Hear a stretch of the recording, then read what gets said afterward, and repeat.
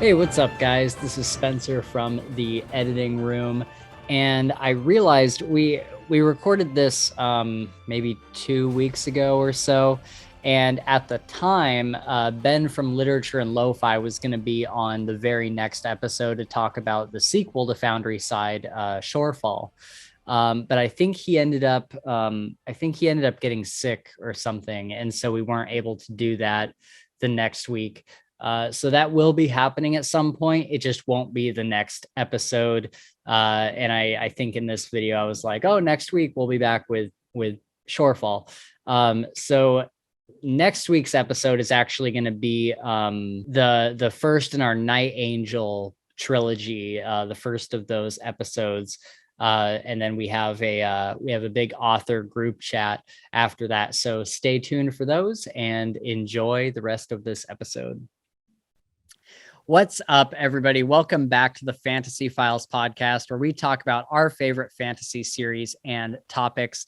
We are your co-hosts, Spencer and Gabe, and today we are discussing Foundryside, the first book in the Founders Trilogy by Robert Jackson Bennett. We're recording this really close to our last episode that just went out, so we actually don't have much news for you guys at the moment. But let's go over what you guys can expect from our content in the near future. Right now, we're in talks with Chris McGrath, who has made the cover art for all the Dresden Files books, a bunch of the Mistborn books, specifically Era 2, and several other series that you would probably recognize. He's a super prolific cover artist, and we're really looking forward to getting him on the show in May or June of this year. So keep an eye out for that. The episode after this one will be the sequel to Foundryside called Shorefall with our friend Ben from Literature and Lo-Fi. And then I think the episode after that is the first book in the Night Angel trilogy with Julian from Between the Lines and the girls from the Fiction Fans podcast. Then I believe after that is going to be a big group discussion with several authors, including Holly Tinsley, who wrote We Men of Ash and Shadow. This will be the first of these videos. I think we're going to split it up into two separate videos just because we've had so many people reach out for that particular event. So definitely look forward to that. And finally, after that, we will continue the Night Angel trilogy episodes, possibly with our guests from the first Night Angel episode, but we will also be adding our friend Sam from Sam Reads. So we have a ton of these collaborations coming up. It's a super exciting time for the Fantasy Files podcast, and you guys really don't want to miss it. Make sure you're getting notified by hitting the little bell icon down below and subscribe if you haven't already. With all that out of the way, we haven't really read anything new since our last video besides today's book. But last night I did watch some Euphoria. Did you watch some, or did you get up until where there's no more episodes? I don't think I watched everything, but I watched the two episodes I watched were one where Rue was she's like going into withdrawal, and her mom has stashed her pills. Is that the last one you saw? No, I saw the next one too. Okay. And I guess for anybody listening, like maybe slight spoilers for Euphoria, but I'm not going to get into it too much. So I'll put a time code down there if you really want to skip this, but I'm just going to talk about this a little bit. So, hold on. I gotta interrupt you. The season finale comes out tonight, dude. Yeah. See, I didn't even know that. Yep. All right. I know what I'm watching when we're done here. Yeah. So yeah, I saw that episode where she's like detoxing and she's running around the whole night trying to find some sort of drugs. Yep.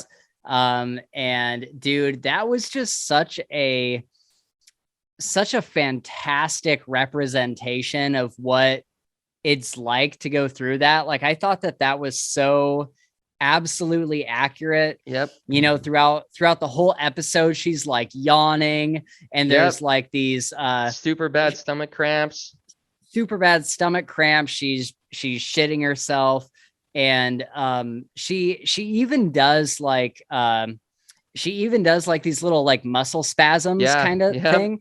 And I'm like, dude, that is so like real. Like that's exactly what happens. Like just the arm, like you'll be standing there trying to keep it together, and then your arm will just go like, you know.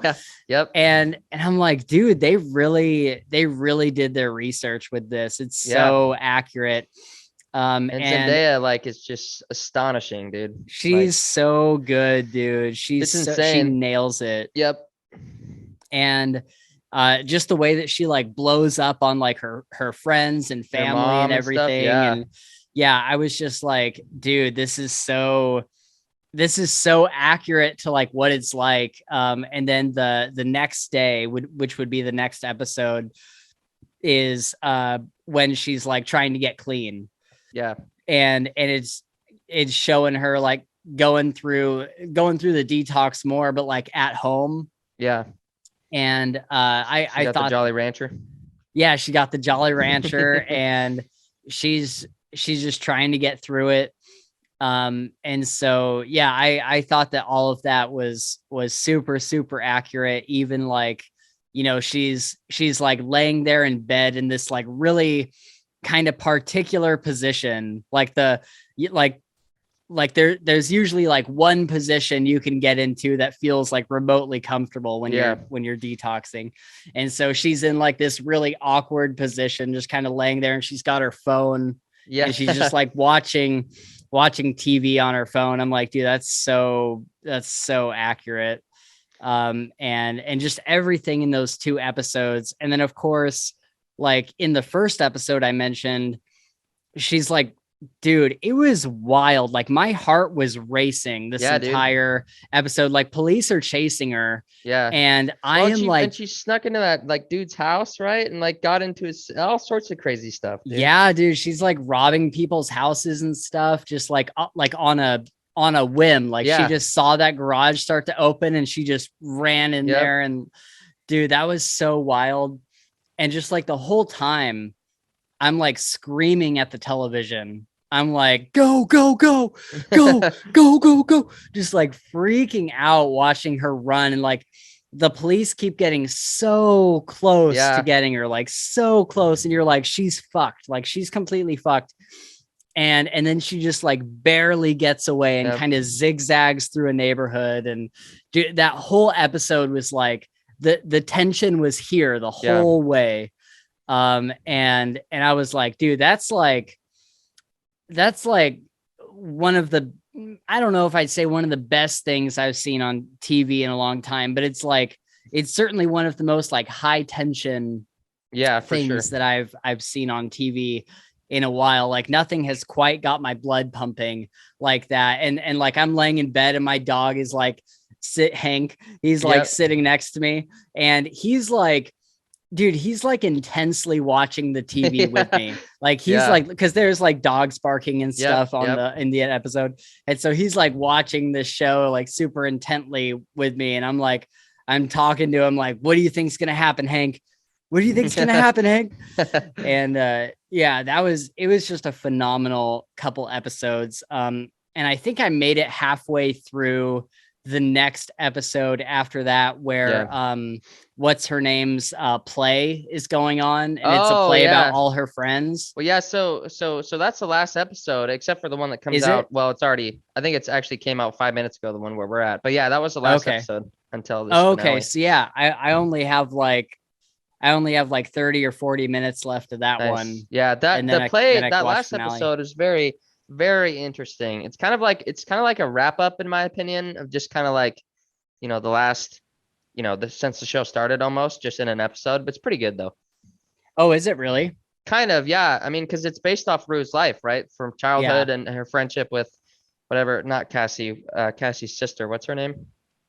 I honestly can't remember. Okay, I can't either. Anyway, it doesn't matter. But it was interesting. Honestly, like I don't know if I liked it as much as the actual storyline, but it was kind of cool to see like more backstory on most of the characters and stuff.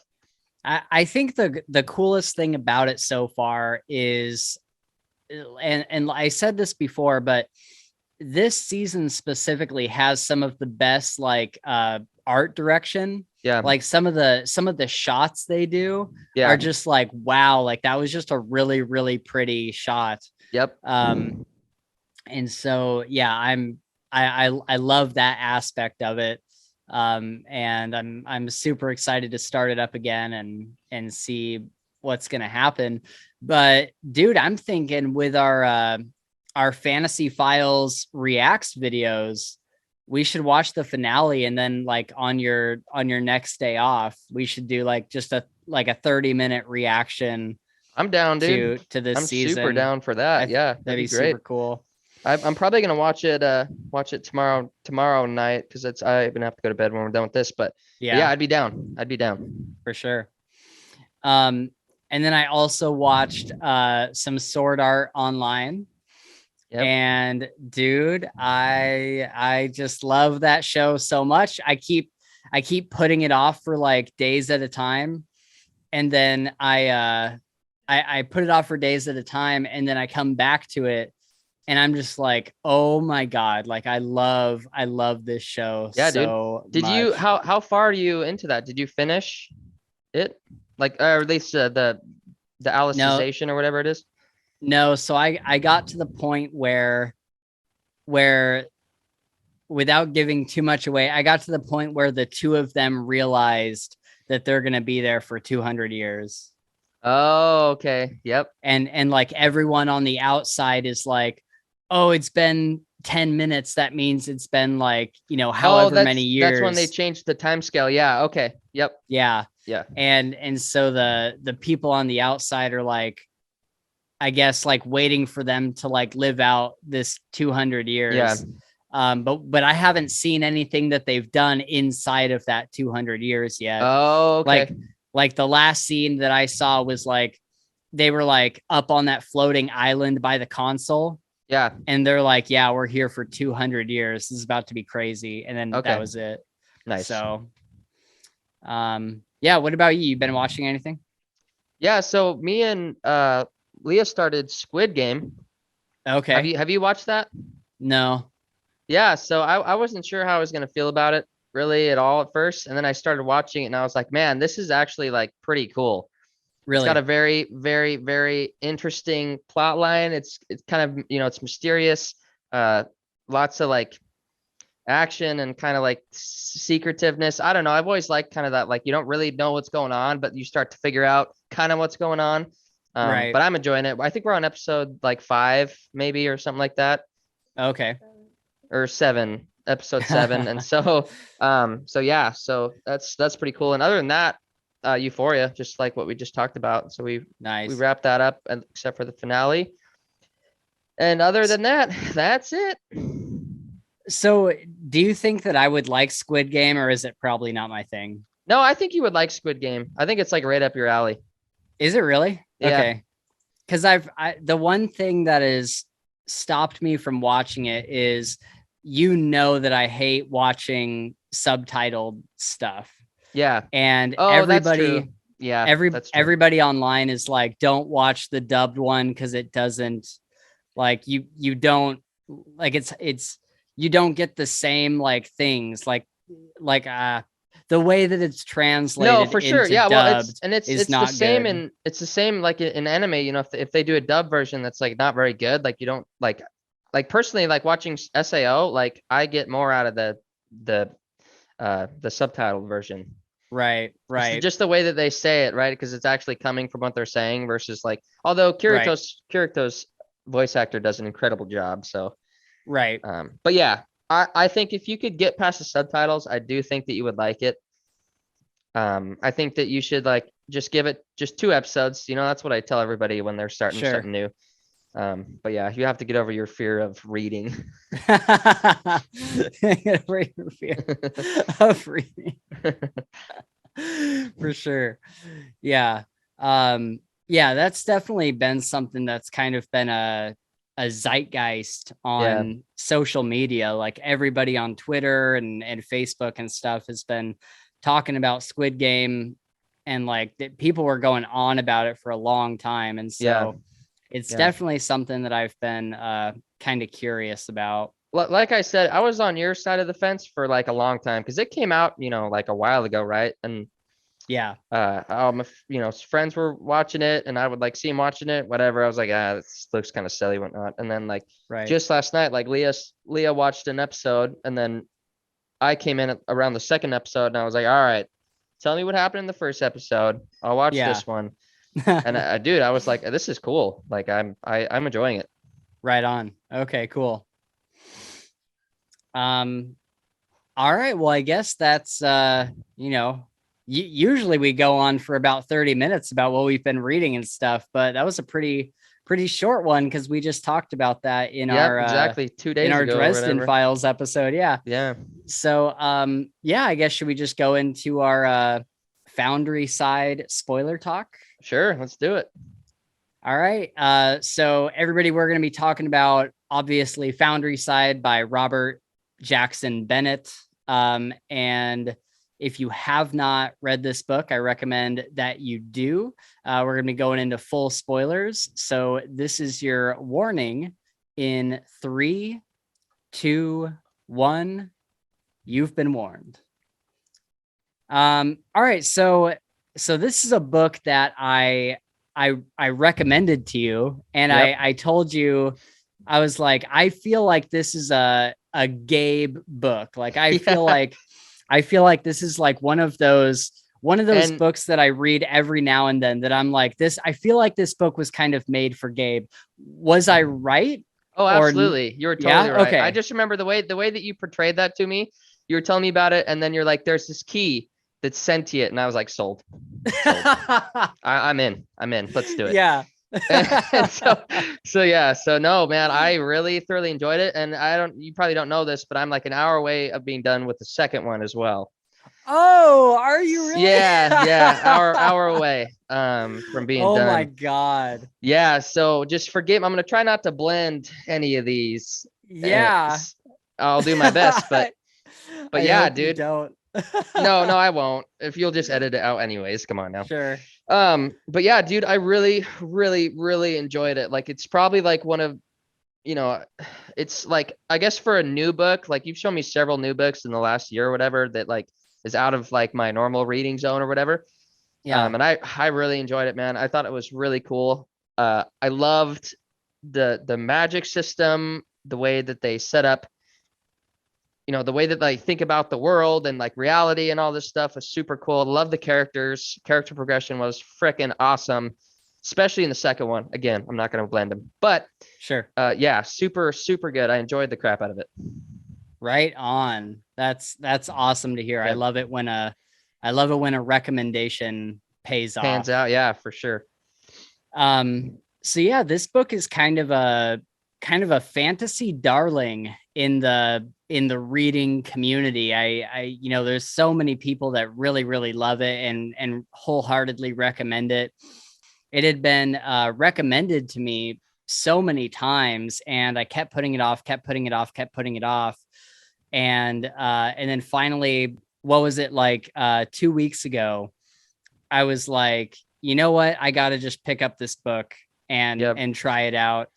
And I want to say like the first half of it, I wasn't completely sold. Yeah, I would agree with that. And yeah, and like I feel like the pacing wasn't bad, but I was kind of like, okay, this is fun, but it's not blowing my mind. Yeah. You know what I mean? And it wasn't until that second half where we learn about Sanchia's like how she escaped from the plantation and burned it down. Yep. I feel like everything from that exact point onward was like super fast paced, and they're like infiltrating places. Yep. They're blowing stuff up. They're making plans. They're stealing stuff. They're killing people. And the intensity just kind of ramps up from there once you get that like that understanding of where Sanchia comes from and how she got this plate put in her head. Yep. I feel like everything really opens up from there. And I know we're not talking about the second book, but I might as well mention that I kind of felt the same way about the second book. Yeah. I felt like the first half of Shorefall was also not slow. It was fine, but it just wasn't like super exciting. Yeah. And then the second half of Shorefall, it was like being on a roller coaster and woo, like, yeah, you know, or like a nuclear bomb going off behind your eyes. Yeah, dude. Yeah, I'm still, like I said, I got like an hour and a half left, and the bombs already went off like 8 or 9 times. Yeah, dude, for sure. So yeah, I thought that was something that was kind of interesting. I guess if I was that's probably something that I would recommend to people going forward if I recommend this book to anybody. Is just Stick it out. that yeah, like that first half is just kind of Yep. and like it really wasn't bad. Like it really wasn't. It was just like it was just okay. You know what I mean? Yeah. So yep, I agree. I totally agree. I think that the first book was a lot slower in the first half than the second. I see what you're saying about the second, but I would agree with you. Yeah. Yeah. Okay. Yeah. Yeah. I see what you're saying. I definitely agree, because in the second book, you already have a lot more to work with. Yeah, like the magic system has already kind of been revealed as far as like how it works and stuff. Yep. And so you don't need to explain all that stuff. Yeah. And so you can kind of just go from there, like with all of the knowledge that you have. And sure. So that definitely added to the enjoyment of the second book quite a bit. Dude, what do you think of this word scrumming? I love it, dude. It's like fucking or you know, like yeah, that's what they replace it with, and I love it. Like, are you scrumming kidding me? Or scrum that, you know? Yeah, it's great. I love how like specific it is though, because what it actually means is like it still means fucking, yeah, but it specifically means ass fucking. Wait, what? No way. Yeah. Where'd you learn that? Because when they're explaining it, they're talking about how the word came about. See, I don't even remember this. They're like, there's a hole in the side of the ship where all the shit comes down the pipe from the toilets and stuff. Okay.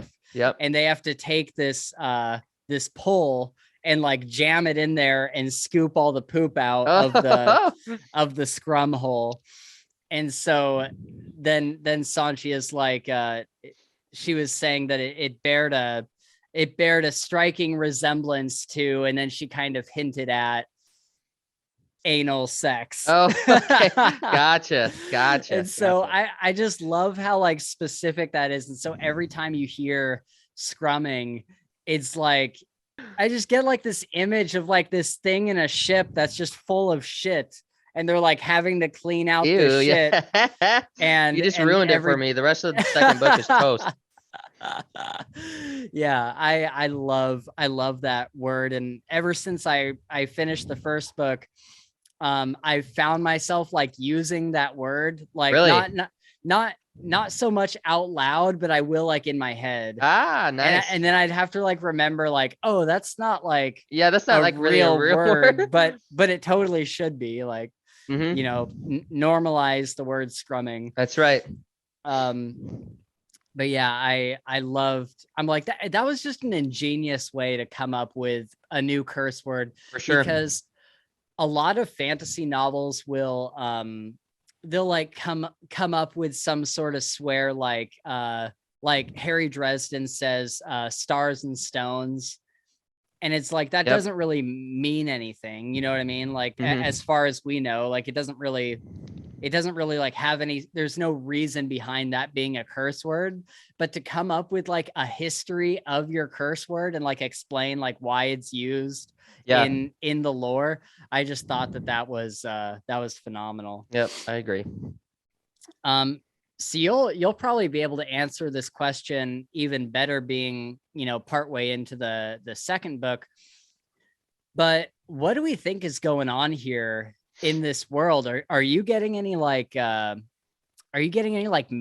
vibes? Like maybe this world isn't real?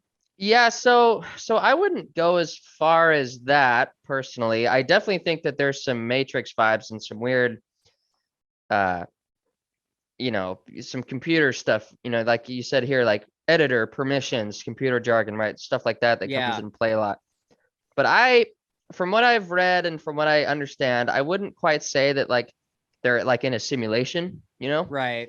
Um, I do think that maybe the way that kind of they're, and again, this is second book stuff, so I'm trying not to do that. But from what I've read, I would disagree. I don't feel Okay. that that they're in a simulation. I feel that the way that the world works is similar to that, but I think that Right.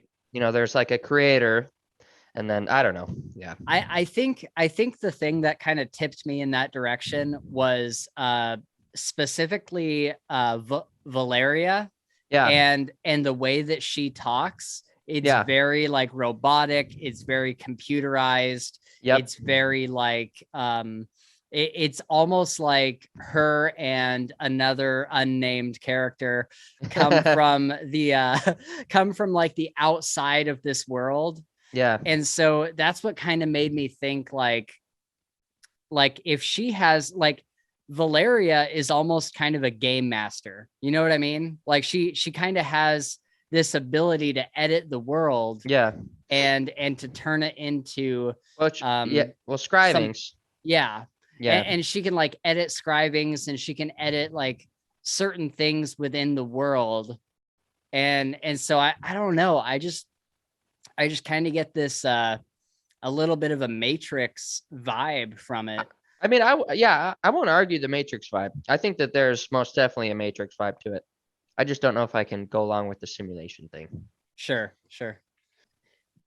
So then I haven't looked extensively into Robert Jackson Bennett, but I did check out a couple of his other books, Yeah. and I definitely want to read them. He has one book called City of Stairs. Okay. I don't think that's the name of the trilogy, but that's the name of the first book. And apparently it's about it's kind of a it's kind of about, from what I gathered, an abandoned city where these gods used to live, and they used to like be in the city. And the gods have died out, and therefore, for whatever reason, like several buildings have disappeared. There's stairs that are just leading up to nothing. And it's just kind of like this really eerie, kind of creepy in a way, feel that I got from the description of it. And there's been some murders happening in the city. Like there's like human people that have gone into the city and started living there. And there's, from what I understand, there's been some sort of like assassinations or murders or whatever. And so this lady and her kind of like bodyguard type person are going into the city to try to figure out what's going on. And from what I gathered from the description, like maybe not all of the gods are dead, you know? Oh, okay. Yep. And so that's definitely something that I want to check out. His other book that I want to look into is called The Troop, and Okay. and that's troop as in like a musical troupe. Yeah. And okay, so the troop description I'm looking at now, it's about this city called Vaudeville. And it's kind of like this grim, dark city. Like it's a city that you don't really want to spend too much time in. Yeah. And it says 16-year-old pianist George Carroll has joined Vaudeville for one reason only: to find the man he suspects to be his father, the great Hieronymo Silenus. Yet as he chases down his father's troupe, he begins to understand that their performances are strange even for vaudeville, for wherever they happen to tour, the very nature of the world seems to change. Because there is a secret within Silenus's show so ancient and dangerous that it has won him many powerful enemies. And it's not until after he joins them that George realizes the troupe is not simply touring, they are running for their lives. And soon he is as well. Oh. And so that just kind of caught my attention. And I think that if I have some free time, that's going to be one of my next reads. For sure. Because sounds super interesting. Yeah, I like the idea of like this kind of really deceptive city, like this really gritty, dark city. And this kid is trying to find his father who's never been in his life. And as he's like tracking him down, he realizes his father is like running from place to place, you know, trying to survive, basically. Yeah. Somebody's after him. And I don't know why. I just really I like the idea of that a lot. And so I think I'm definitely gonna check that out on one of my next reads. Nice. So the narrator for this book is Tara Sands. What did you think of this narrator overall? I want to hear your opinion before I give mine. Okay, got it. So overall, I would say probably like 7 out of 10 on a 10 scale. I thought that she did a really good job. Her female voices were awesome. Like, I love Sanche's voice. I don't know if that's just her normal voice or whatever. Berenice's voice I really enjoyed too. But then yeah, on more the male side, like I like Gregor's voice too. Like, I thought she did a good job with Gregor's. The crazy scientist guy, what's his name? Orso, yeah. I thought that was kind of cringy a little bit. I think that she expressed herself well.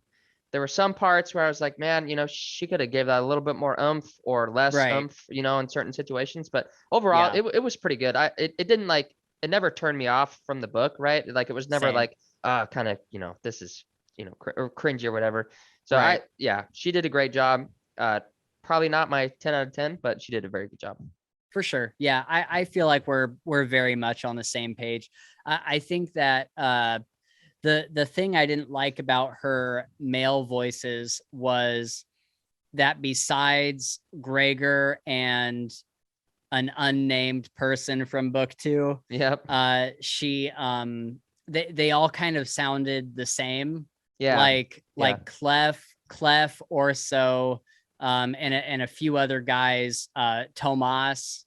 Clef and Orso, there were times like where I would like, wait, who is talking? Right. Like, I would wait, is Clef, you know, is he, well, what's, you know, I definitely got confused with those two several times. Yeah, definitely. And like, I was just listening to the part today where Tomas has Sanchia in the on the table or whatever. He has her strapped down. And I'm like, that sounds just like Clef. Yeah. And so I was kind of bummed that she didn't have more of a range of male voices. But of course, her female voices were great. I thought they were all pretty varied for the most part. They were all similar, but they were varied enough to where, you know, I could mostly tell who was talking.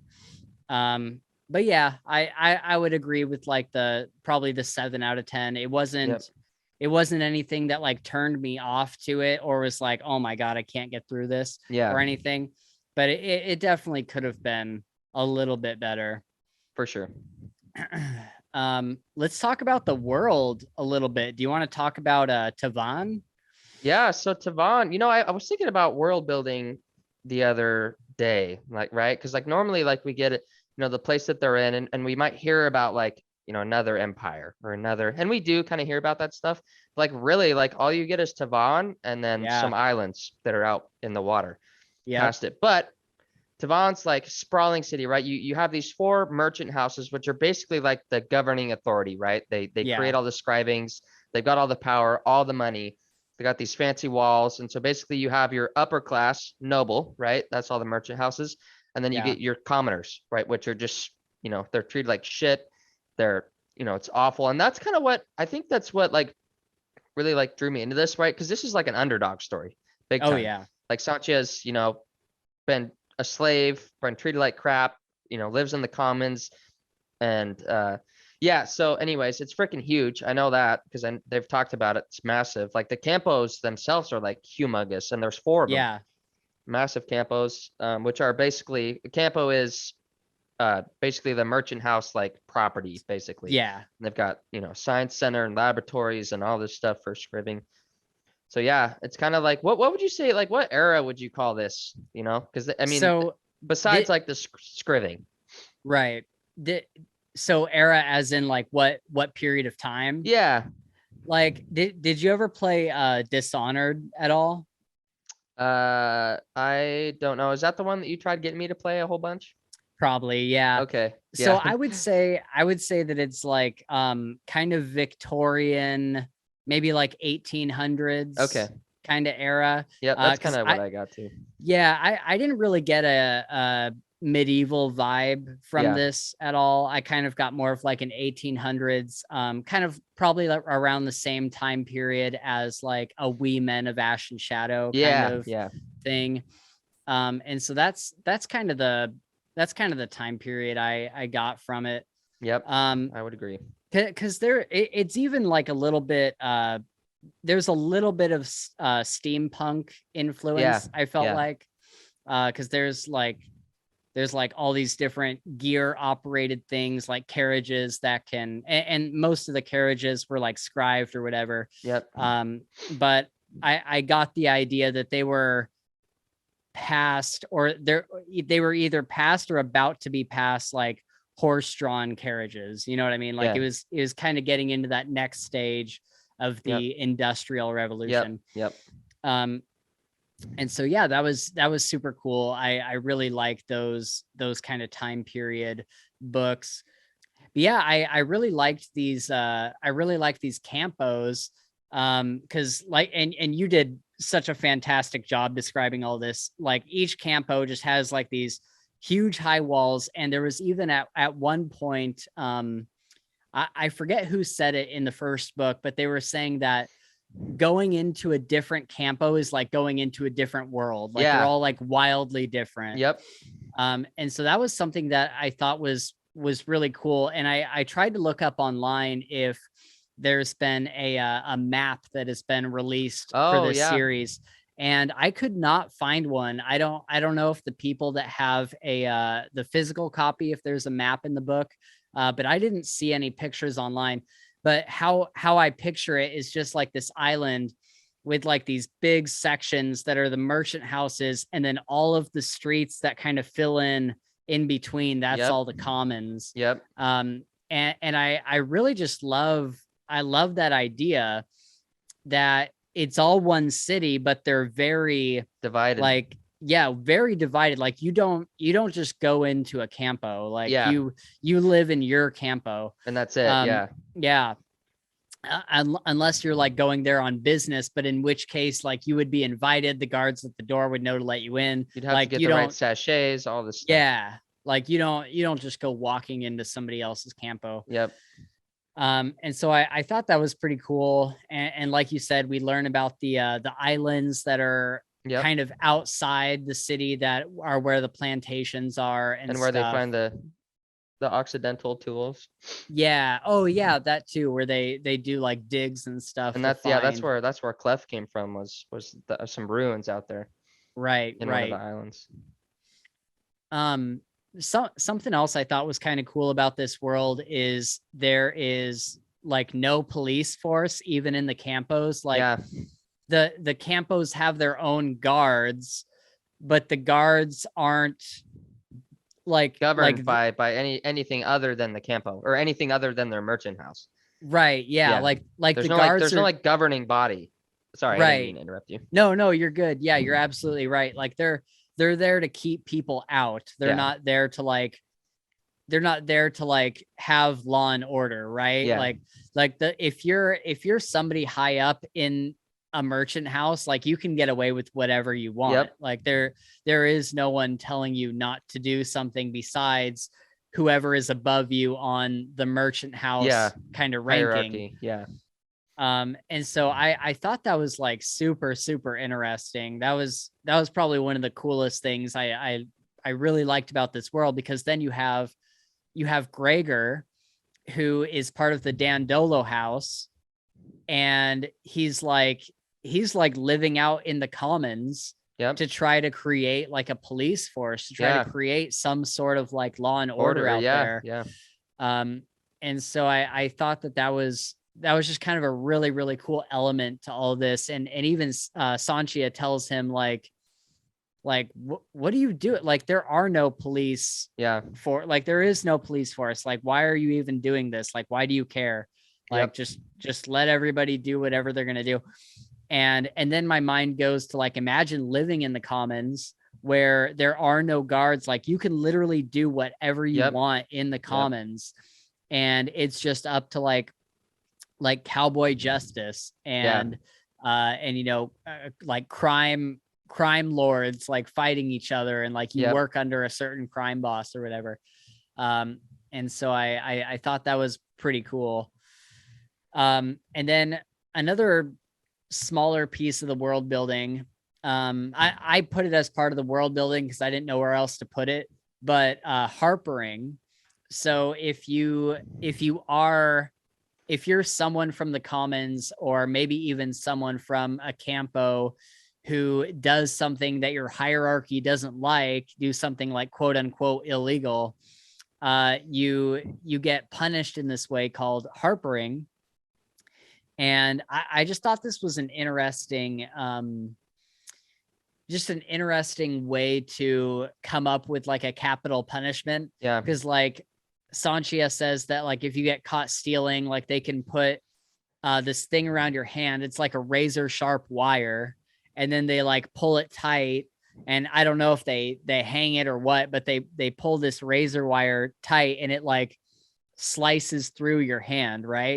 Do I have that right? Yep. Yeah. She says that it's that, and that's exactly right. I'm pretty sure that they hang you from it, if I'm correct.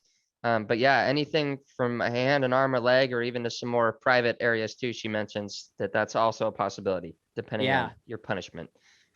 And you terrifying. can even and you can even be like beheaded, like Orso at the end of book 1. They were going to kill him by harpering, which I would imagine would be around the neck. And exactly. And I'm like, man, that's just like a really creative way to just come up with like instead of doing like Robert Jackson Bennett could have easily just done like, oh yeah, you get hanged or whatever, or beheaded, but he came up with this really creative way for capital punishment. And I think that's one of the things, like, I don't have too many notes on the world building, but that's one thing I felt was done really, really well in this book, is like, you feel like this is a real world. Like everything is described to the point where you're like, yeah, I can totally picture this world.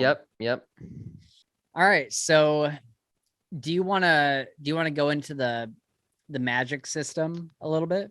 Yeah, man, this is like one of the most intriguing magic system that I have come across while reading books. I was wondering if you were going to like it. Yeah, no. So I like it a lot. And we learned so much more about it in the second book, right? Yeah. But this whole idea of, scribing. So it's like sigils, just like Kvothe and the artificery and all that stuff, or the fishery as they call it. And so there's like an aspect, and mind you, that aspect is like here. The rest of it is like humongous. Like there's so much more to it than just that. But there's they scribe like definitions, right? And that definition defines what this thing is, and there's permissions that have to be allowed, and they have to accept the permissions, and it's all just through the sigilling, right? Yeah. And so there's so many processes that take place to get from point A to point B. Yeah. It's like, it's wild, man. And learning more about it in the second book, it's even like more eye-opening. You're like, this is like, it is so in depth too. And they're so good about telling you, right? Like I could like write a page, of information on this stuff now. Right. Which I really enjoy, because they're like letting us in on the secrets to it, and you get to like talk yourself like through how it works, right? Which is really awesome. I thoroughly enjoy that. And yeah, so man, I still am being blown away by the magic system. I think it's really cool. And again, in the second book, I'll probably have a lot more to say about that, because we learned so much more, and there's so much more that's like opened up basically. But the whole, changing reality and making wood think it's as strong as stone, through like defining its characteristics as stone, changing the reality of the wood to be stone in that place. And then the other thing, and I'm blanking on what is the lexicons. Yeah. No, that's another really cool thing, right? Like that's so like that's kind of where it starts, right? Like, because they keep all their definitions on that lexicon. Yeah. But if they're because you can do little definitions for like other stuff that doesn't need a lexicon, but like when you're doing like big construction work and other stuff, the lexicon is like the powerhouse that holds all the definitions and can transmit, to all these things. And they're like, I just like, I would love to see somebody's like fan art of a lexicon. I haven't even looked it up, but I think that would be really cool. So I caught a description on this reread that I didn't catch the first time. It sounds like what it is. Some of them are like 100 feet long. Yeah. And the way they described it was like a can that was on its side, but it was cut into like slots. Yeah. So I kind of imagine like kind of like this tray that holds these things that look like plates. Yeah, and they're like the copper plates, right, that have all the sigils on them, or bronze or something like that. Something like that. Yeah. And they're just like these huge like round plates that sit in this rack, and there's like hundreds of them in this rack that have all these like scribing like words and definitions on them. And I thought the lexicons were a really cool way to power the magic, because it gives you some basis for understanding where the magic kind of originates. Yeah, for sure. Because it's not like they're just like these random words that people are pulling out of their ass. No, and it's also not really like these secret words that like, oh, like how would you ever figure out that those words do this thing? Yeah. Like there's a precedent for it, and like it all starts with like this lexicon, and that powers the area. Like however big the lexicon is, like projects kind of like this wide area that it can be used within. And then at home or in your lab or whatever, you can use those definitions on your personal items. And I thought it was cool how like not everybody knows how to do scribing. Like Gregor has no idea how to do scribing. It's like these really, really smart people that work for the merchant houses or work in like, a kind of a back alley shop. Black market black market kind of thing. And so I really thought all that was really interesting. I didn't know anything about the magic system before I started reading this, but as I got into it, I was like, oh man, like that is a really cool idea. And to see like with her sailing rig, it's basically like, isn't it kind of like a hang glider with like a parachute that you can send out? And like, and it's got like a tracking beacon that pulls you to wherever you put the receiving thing or whatever. Exactly. Yeah. They described it as like you set this one thing somewhere else, like you get it installed somewhere, and then you go back up to like a really high point and you pull the lever or whatever, and it tells the sailing rig that it's supposed to be a part of the other thing that's way over there. And then it just sends you flying. And then when you're ready to let go, you pull that lever back so that it cancels that, and then you pull your parachute. And I just really loved all the different ways that it was used. And then we see like scribed people. We like Sanchia has this piece of metal in her head that makes her body work as though it is a scribed object.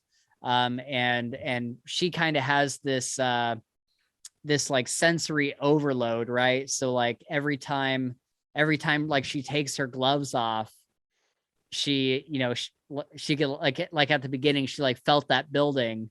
And she could tell like, oh, I got to go this way, I got to go that way, etc. And then she gets she gets a little bit of an upgrade later. Do you want to talk about that? Yes, I do. So towards the end, Valeria, right? So this is when she's trapped in the mountain, correct? Yeah. And she is this is before she gets Clef to open the box, right? Yeah. So this is like kind of like her last vestige of power, says, get them to leave and I can help you. She's strapped on the table at the metal. There's a couple guards. She does that. And she basically makes Sanchia, gives her the capability of editing, just like Valeria can. And so now, so Clef is an editor per se, right? So Clef can communicate with locks and all this stuff, and he can trick them, basically trick them into, thinking that what they're doing is okay. It doesn't, you're not breaking any rules if you open backwards or whatever, stuff like that. And so she becomes capable of doing that. She breaks her chains that way. She finds like the code word through trial and error and figuring out the way to do it. And then she also, it gives her the power to turn on and off, which I thought was a cool thing, because she's been wanting to be able to turn it off, right? Like, like for a long time now. She can touch things and she doesn't have to worry about it coming on unless she wants it to. So I thought that was pretty cool. And yeah, now the sky's the limit for that girl, man. Yeah. And that was kind of her goal from the very beginning. Like, that's the whole reason she stole Clef, was to get him to sell for money, because she was going to go to a Physicera for somebody who could take the plate out of her head. Get her to turn it off. Exactly. Yeah. And now Valeria has given her this ability to, she can have it if she wants, or she can turn it off. Really cool. And so that's really awesome. And I think she can also like see scribings. Oh, she can. Yes, definitely. She can see like the glowing scribings in when she turns on that kind of sight. Yep. And yeah, that whole thing was super cool. And it was interesting to see how, you would think that this is a superpower and she wouldn't need Clef anymore, but it's like really, really hard to do this. Yeah, well, it's just the knowledge, right? Clef has so much experience and he knows how to trick these scribings into doing what he wants. And and that scene where she's in the things is like a perfect scene, right? Because like she's like going through all these questions and she's like, I need to think like Clef. I need to think like Clef. How would he do this? And finally, after, what seems like an hour worth of her just struggling through this, trying to, and the things like not really responding, or I don't know what you're talking about. She finally like, okay. So it's like almost like you have to be like very subtle and very tricky with the scribings. Yeah. And of course, again, second book, like she does get better and we see more of that and stuff. And so, it's a knack. It's a knack. Yeah, for sure. Yeah. I love kind of what all that becomes in the second book as she gets better and better. Yep. So then we have, speaking of Clef, we have Clef, who is an occidental object. I love that word, dude. Yeah, I love the word occidental, like a lot. Like I was like, that is the coolest thing you could have called your relics, man. Yeah, it's a perfect name for it. And we definitely learn way more about this in the second book. Yeah. But he's essentially this ancient object that people have dug up in these ruins, like you said earlier. And he's got a whole personality. Yeah. And he's like sentient. Yep. Sentient. We'll talk about Clef more as a character here in a bit, but what did you think of that first scene where you really get to meet Clef and Sanchia's like, I loved it, dude. She's in her apartment. She opens the box out of curiosity and grabs him, and all that happens. And Clef just starts talking and is like, wait, she's looking at me like she can hear me talking. Can you hear me talking? Am I talking? Can you hear me talking? He like is so confused. And of course, Sanchia is like freaked out. She's like, nope, not happening. Not happening right now. No way. I loved it, man. Yeah. And I also, again, we'll probably say this too, but I love their relationship is like probably one of my favorites. Oh, dude. Yeah. I knew that was going to be the selling point for you. Yep. I was like, I bet this will be Gabe's favorite thing. Mm-hmm. It absolutely was and is. All right. Well, I think that's pretty much it for the magic in this book. I I think that's pretty much the extent of it. We do get to see some cool things like the gravity harness or the gravity boots or whatever they were, where gravity rig. Yeah, they convince the boots or whatever that gravity is facing a certain way, or like you have to enter. We see Sanchia enter like commands into her gravity rig where she's like, 6 times gravity of Earth or 6 times less gravity of and Earth. Target over there, target the side of that building. Yeah, and exactly. And she has to run that all off.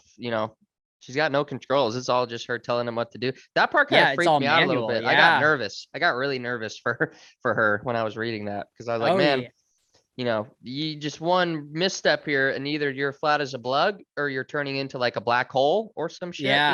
Oh yeah. Yeah, dude, that was wild. And we even see some gravity stuff get used when Estelle turns she turns Tomas into like a ball.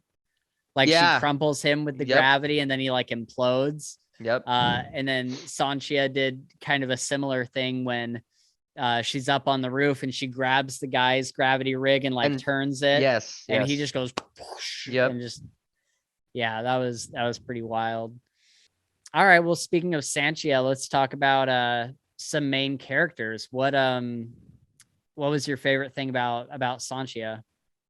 Sanchia, like I said, it was probably the whole underdog thing.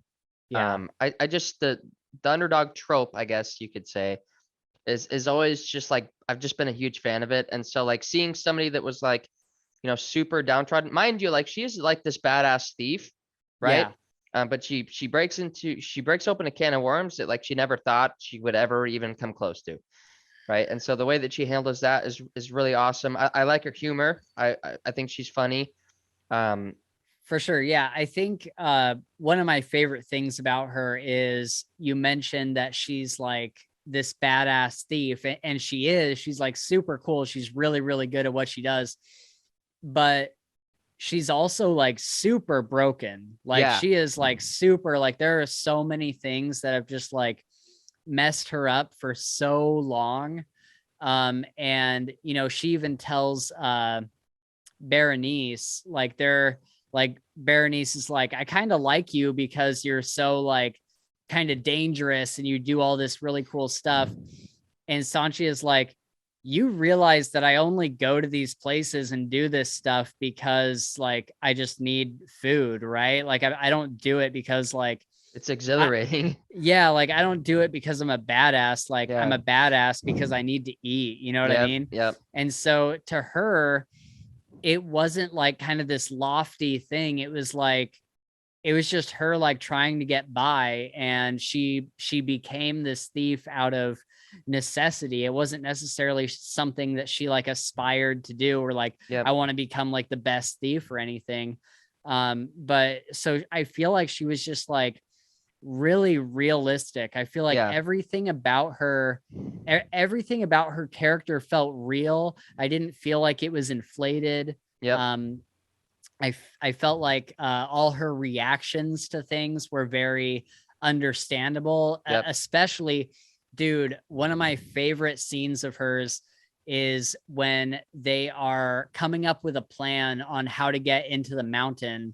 And they're like, okay, well, you're going to need to, or I don't know if it was the mountain or the Candiano Campo, but they were like, you got to get into like this casket, and then you're going to like go through the river in like this metal tube and, all this other stuff. They're like, you're going to have to like fly off the top of the building with a air sailing rig and all this stuff. And she was just like, no, I'm out. Like, why am I even doing this? And she kind of had this moment where Gregor had already taken the lock off her foot, and she's like, I'm free and I don't care about any of this, really. Like I've been going along with it, but at the end of the day, if I have to do all this stuff for it, like I really don't care that much. And so she goes to walk away, and it's Gregor who comes after her and convinces her to stay. And so I just really love that realistic moment, because I feel like in a lot of fantasy books, you would get the main character like, yeah, this is a great plan. Like, I'm a badass. I'll We're do gonna whatever do it takes, no this. matter what. Right. Yeah. And you have this real moment of doubt with Sanchia, and she's just like, no, why should I do this? Like, I'm just trying to survive. Like, I don't care about any of this. Yeah. And so, you know, it's not until the second book where she kind of gains more I guess motivation or like aspiration to like save the world kind of thing. And just understanding, right? She gains more understanding of the gravity of the situations that she's kind of been, you know, showing. Absolutely. Yeah, for sure. So the other thing is, despite all that, like, and so there was a question that I was asking myself for a while on my first reread, and then I noticed it on this or on my first read, then I noticed it on my second read. I was like, okay, so like once she gets free from Gregor's like weight thing, like why does she stick around? And I realized on my second read that somewhere deep down inside of her, she really wants to be part of a team. Yeah. And you know, when all these characters kind of come together, like when, you know, when she meets Orso and Berenice and she's there with Gregor, you know, she even tells Clef, you know, Gregor's not that bad. Like he, you know, it's, you know, I kind of don't like him because he is like a police officer, and that's kind of, you know, that kind of like goes against what I'm trying to do with my life. Yeah. But she's like, he's not a bad guy. I think he's actually a decent person. And so she's starting to like get these feelings for these people. And then once Claudia and Giovanni kind of come into play, it's like the whole team's together, and she's like, you know, maybe I could be a part of something. Yeah. And so I kind of got that vibe from her on this read through. For sure. And I think that she really does like want to like make things better too. Like she's like she really wants to like help people, especially like slaves and people that are like enslaved, right? All like the commoners by the merchant houses and stuff. She despises, hates the merchant houses for all the right reasons, as everybody really should that's not at the merchant houses. Right. But yeah, so I definitely always had a feeling, even at the beginning, like you could kind of tell, even though like she's still human, right? Just like you said, the doubt, like everybody has doubts, but you could tell like no matter what, like she wants to like do, I guess, the right thing, you know, for lack of a better way to say it, in order to better everything, the city and everybody inside of it, you know, the way that things run and all that. So yeah, she's definitely like very anti merchant house, very pro commoner, pro commons type of person. And you can tell that she does have real friendships and relationships, like with Sark. At the beginning, she considered Sark a friend. Oh, the other thing I want to mention about her real quick, something that I thought was super, super interesting, is because of her condition in the first, you know, 75% of the book before she gets fixed, she can't touch anybody. Like she can't have sex, she can't have like normal relationships, because she gets such a sensory overload every time she touches something. So all over her body from head to toe, she's wearing like this wool suit, like this, you know, it's, I think she said it was like lightweight wool covering her entire body, and then like a leather jerkin that goes over it with a hood and stuff.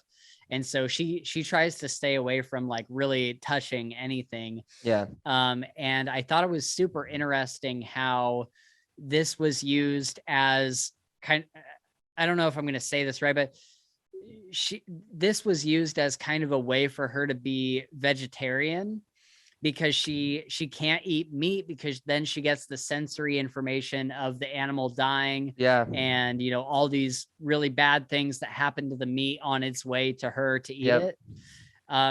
And so I thought that was kind of cool that, you know, she's a vegetarian, and it makes narrative sense. Like, it makes sense because then she's only getting the feedback from whatever the plant is, and that's not going to be nearly as bad as getting the feedback from the dying or dead animal. For sure. I thought that was pretty cool. Yep. All right. Do you want to talk about Clef a little bit? Sure. Yeah. We already kind of mentioned what Clef was. He's an Occidental relic, item, tool, whatever you want to say. He is sentient, like very cunning, very sentient. He's got a personality, he's got feelings, he's got fear, anger, all of it. And basically what the tool was built for, what we find out is he can open any lock, which is insane to think about, right? Like how freaking, like no wonder that was a 20,000. What's their currency? What's it called? What is it? Dis. I feel like it starts with a D. It does, yeah. It's like drachma or something, but that's not it. Yeah. Anyways, that's okay. And not only that, he can communicate with, well, of course he can communicate with other scribings, but he can alter others. We see, for instance, in the gravity rig, when he changes the gravity, or he changes, you know, some permission or something. So sorry, this is getting out of hand. He can manipulate other scribing, so that's why he can unlock all the doors. And he can, it's not just doors, he can do a lot. Yeah. Pretty much. Yeah. Pretty much any other scribing, he has the same ability that Sanchia has later in the book, where he can talk to like any scribing and convince it to do something else. Yep. What did you think of his relationship with Sanchia, their friendship? I love it, man. I loved it. I thought that it was super refreshing, right? Because for Sanchia, who hasn't really been able to like get very close to anybody, you know, due to the fact that she really can't touch people, and I think she's afraid of like commitment, right, of getting hurt and all this stuff. Yeah, like she really latched on to their friendship, and like, you know, became like, you know, they're like inseparable best friends, literally inseparable for a long time. And so I really enjoyed that. I thought it was like, it helped her open up. And not only that, but I feel like Clef like, you know, kind of like changed a little bit too. Like he got, he needed that too. Yeah. Yeah. A little bit of like a moral standing, like figuring out, you know, how the world works and like what's right, what's wrong.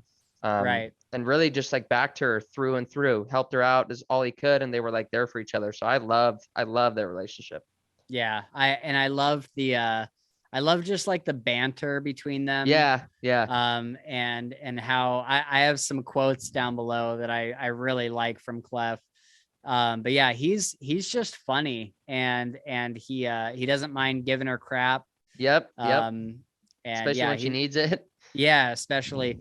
And he was just like an overall really, really great character. Yeah. I had heard about people talking about the relationship between the two of them before in like reviews and stuff. And then I guess just kind of experiencing it for yourself, it's like, oh yeah, like everybody's right. Like this is a phenomenal friendship. Yep. And then we do find out in the first book that he was a real person. Yeah.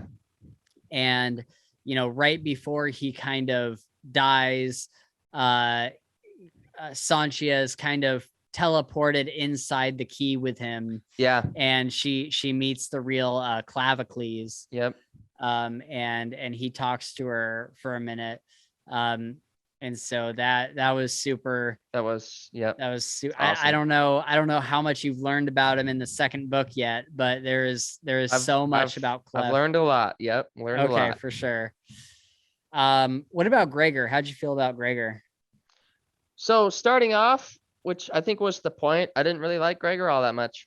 Yeah. And I mean, I like this sense of justice, right? Again, wanted to truly do good. But I feel like some of the stuff he did to like do that good was a little shady, right? Like beating the shit out of those criminals, right? Trying to get information or whatnot. Mind you, criminals, whatever. But when he started to like come around and like realize that there's a lot more going on than so he thought, right? Like he was trying to do justice. Like she stole this key. I'm justice. I'm going to make this right. She's going to be tried, all this stuff. And when he finally started like realize like what was going on, he really like, thought about it and was like, you know what, maybe there's more going on here and maybe I'm going about this the wrong way. And so I gave him props, like massive respect, dude. Like that's like exactly what I wanted to see. And I saw it and it was really cool. Go ahead. I was just going to say that was one of my favorite parts of the book where, he kind of, in this maybe like 2 or 3 hours of the audiobook. Yep. He's going from like tying her up and he literally has her tied up in all of these ropes that get heavier and heavier the more that she struggles. Yeah. And then he goes from that to trusting her a little bit more. And so he puts like this weight on her ankle and she has that on her ankle for a long time. And then finally, when the whole like crew kind of comes together and they start making plans, he takes the lock off. Yeah. And him and Sanchia just get closer and closer. And then in the last chapter, so she has kind of rescued him from is it the Dando? No, it's the Candiano Campo, isn't it? Because it's Estelle. Yep. And she's rescued him and he's like in his suit of armor. And he is just completely like messed up in the head after everything that's been done to him. Well, yeah. So that brings up, so you're talking about after he comes back from the dead, right? Yeah. Okay. Yeah. So he's scribed. Right. Another scribed human being, which is pretty wild. And anyways, yeah, I just thought that popped in there, Wilson. And he can be turned into like a robot. Yeah, like, he's like a sleeper agent, dude. That's like the first thing I thought of was like a sleeper agent. He'd be like activated. That's a really good way to put it. That's exactly what it's like. And so he's at the end of the first book, he's like trying to learn how to live with this. Yeah. Because he's still super messed up by the end of the first book. Yep. And it says that Sanchia was like taking care of him and they were sleeping in like ditches and gutters and all these places just trying to be safe. And then they finally end up at Orso's Foundryside Limited. Yep. But yeah, I just really liked how they went from like enemies to friends. Yeah. And then of course everything that happens with them in the second book, I won't get into that, but like it just gets so good. Yeah. And poor Gregor just cannot catch a break. Yeah. I feel like just bad things keep happening to him over and over and over, and he just cannot catch a break. For sure. And that definitely continues into the second book. But yeah, dude, what did you think about his whip? Oh, dude, whip was freaking sick, dude. Yeah. What is the name? What do they call it? Like not whip. A truncheon? Yeah. Was that it? I felt like that, like with what the A. actual the actual device is called? Yeah.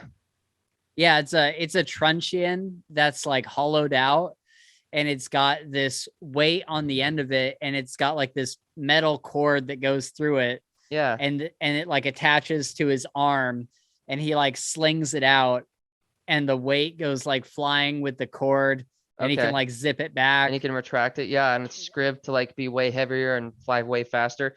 So what are the things like not Gregor's, but what are the things that they call man, I cannot remember the name of it. Like it's several times. Describe it. So it's almost like I want to say crossbow, but it's not. It shoots a metal thing just like Gregor's, right? It starts with an A or something. You know what I'm talking about? Yeah, I do. I want to say it starts with an S actually. Yeah. Anyways, that's kind of what I thought it was, but that makes more sense because the way that they describe it, I feel like is more than those other ones. But I loved Whip. I like that he named it Whip, right? Like that was the name of his weapon was Whip, which I thought was pretty cool. Yeah. He uses it in some and that dude is like, he's like a ninja on steroids. Yeah. Like he's like that dude is like combat proficient. Yeah. And so it's cool. His fight scenes are really awesome. Especially when he goes all rogue robot, like he's like cutting people like literally in half with his pole arm, like bisected, like all the way through. And it's pretty wicked. And he ends up getting that armor, like that black armor. The Lorica. Yeah. And dude, that pole arm was so sick. Yeah. And the thing that I thought was cool about it is that Whip is really similar to that pole arm, because Whip is attached to his arm. Yeah. And it's like this metal tube with like this whip that comes out with a metal ball in the end. But the pole arm is also attached to his arm, but he can like retract it and bring it back. Yeah. And so it's kind of like it was like made for him specifically. And so I loved all his stuff with that. But yeah, he's certainly dealing with a ton of mental damage. For sure. And then we got Orso. Yep. Crazy motherfucker, Orso. So when I talked to you the other day, I think you were halfway through the first book. Yeah. And you were like, I don't like Orso, or at least like did not like Orso. Yeah, you're like, maybe I'm starting to like him, but like I really don't like Orso. He's kind of an asshole. How do you feel about Orso now? Like now after the first book, or like now even through the second book? First book, I got to like him way more. Yeah. Because at first I thought it was like this scheming, lying little bitch. Yeah. Is lying, and he's gonna fucking hurt Clef, trying to steal Clef, trying to hurt Sanchi. I was like, I don't like this guy at all. And then of course, like, again, once they so like all the frenemies, right? They like become frenemies at first or whatever. And then, they grow closer. But like once they like found the big bad, that's going on or whatever, or the thing that like needed to be fixed, which was Estelle, pretty much. Yeah. Then they like, they all realized like, all right, we're gonna have to like set this shit aside and stop the fucking world from ending. You know what I mean? Right. Like, and so once that started happening, I think he opened up more, and he became more like a little bit more understanding, less like what's like less intense, right? Like, and less judgmental. Yeah, exactly. And so he grew on me for sure. But for the first like couple hours of that book, I was like, I don't even. And his voice, man, his voice bothered me too. That was one of the things that was like probably the voice that like I was a little cringy about. Yeah, for sure. Yeah. How do you feel about him now that you're into the second book? Do you like him even more? Even more, yeah, way more. Yeah. Yep. Yeah. He's probably like growing into like one of the higher up characters on my list. Same. Yeah. I think that he's definitely one of my favorite characters. Yep. As I got to the end of the second book. Yeah. But yeah, so he created this Foundryside Limited. So going into the second book, we have a brand new merchant house that's in the works. And mind you, that political move right there, let's just talk about that for a second. Yeah, dude, let's do it. So that move, and mind you, this was all planned out, and I like that he talked about it prior. He's like, do you know how easy it is to start a merchant house like this and this? People never do it because they get swamped out. And so like that's why he sent, I think, Claudia and Giovanni to go buy the land, right? Or something. Yeah. I can't remember who. But he like set this up. So then when Gregor's mom, right? What's her name? Ophelia, like basically caught him, was like, you're fucked. Like it's game over. And he's like, wait, but don't we have to have a council member from each, like merchant house here or whatever? Or it's something along those lines.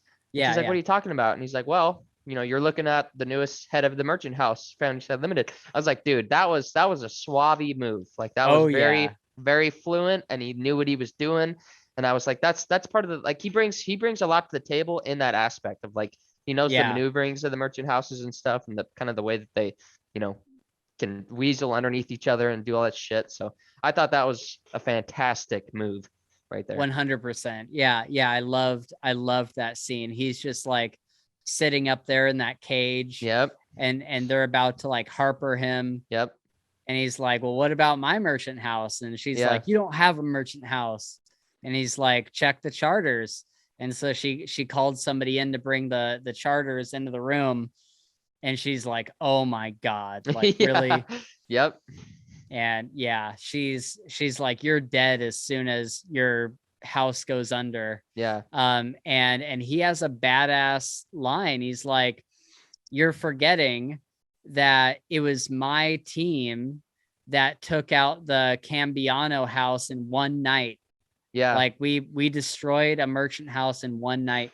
Yep. And so, I don't feel like it's a too much of a spoiler to say, going into the second book, right there in that first chapter, like people are scared of them. Yeah, for sure. And like he's got like this reputation, and people are like, you know what, we're just going to deal with him in good faith because we don't really want to fuck with him. Yep. And so he creates quite a reputation for himself, for sure. And then we got Berenice, who's Orso's assistant, and we actually don't know a whole lot about her in the first book. Yeah. We get a lot of Berenice in the second book. Yep.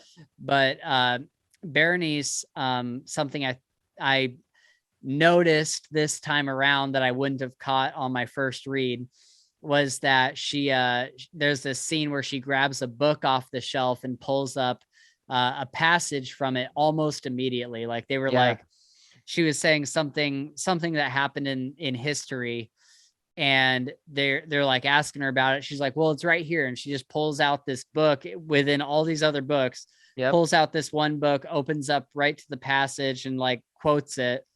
And it's like, maybe she has some sort of really good memory. Maybe she has some sort of eidetic memory.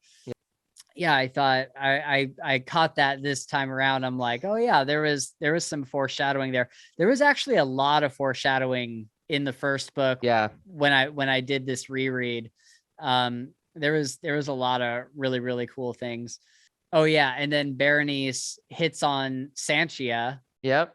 And they decide to get together. Yep. And I actually really like the two of them. I do too. Together. Yeah. They're a great team. Very much so. Yeah. And then we have Claudia and Giovanni. Yep. And these guys are known as scrappers, and they're basically ghetto back alley scribers. Yep. That Sanchia was going to, and just getting her rigs from. Like she got like explosives that create like a really big light. Yep. Twinned explosives. Like I love that whole scene at the beginning where she's literally the first chapter is her stealing Clef. Yeah. And she's like infiltrating this place, and she's got one bomb way across the way. Yep. And then she's got like the twin bomb right next to her that won't explode, but she pulls the thing. Yep. And the other one that has more like gunpowder and stuff, and it does explode and it blows the whole place up. Yep.